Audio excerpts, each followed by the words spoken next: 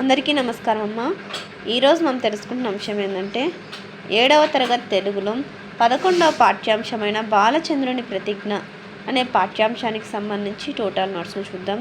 నోట్స్ను చూసే ముందు ఇంకా మన ఛానల్ సబ్స్క్రైబ్ చేసుకొని వాళ్ళని దయచేసి సబ్స్క్రైబ్ చేసుకొని లైక్ చేసి షేర్ చేసి మీ ఫ్రెండ్స్కు రిలేటివ్స్ అందరికీ సబ్స్క్రైబ్ చేసుకోమని చెప్పండి.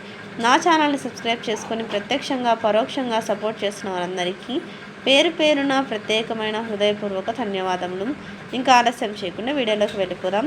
బాలచంద్రుని ప్రతిజ్ఞ. బాలచంద్రుని పరాక్రమాన్ని ఎవరితో పోల్చడం జరిగింది?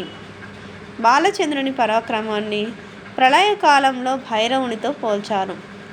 సైంధవుని చంపి వెళ్ళిన అర్జునునితో పోల్చారు.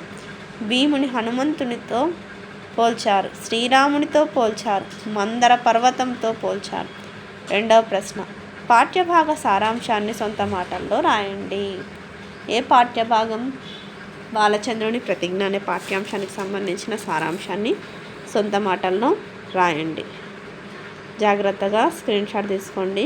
మళ్ళీ చెప్తున్నా అనుకోద్దండి. మా అక్షరాలు కనుక క్లియర్ కనిపించకపోతే నెట్ క్వాలిటీ పెంచుకొని స్క్రీన్ షాట్ తీసుకోండి. మూడవ ప్రశ్న, భారత స్వాతంత్ర సంగ్రామంలో పోరాడిన ఇద్దరు వీరుల గురించి రాయండి. సుభాష్ చంద్రబోస్,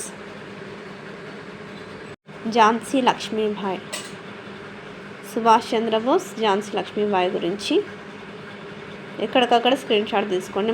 మళ్ళీ చెప్తున్నా అనుకోద్దండి. అక్షరాలు కనుక క్లియర్గా కనిపించకపోతే నెట్ క్వాలిటీ పెంచుకొని స్క్రీన్ షాట్ తీసుకోండి అమ్మా.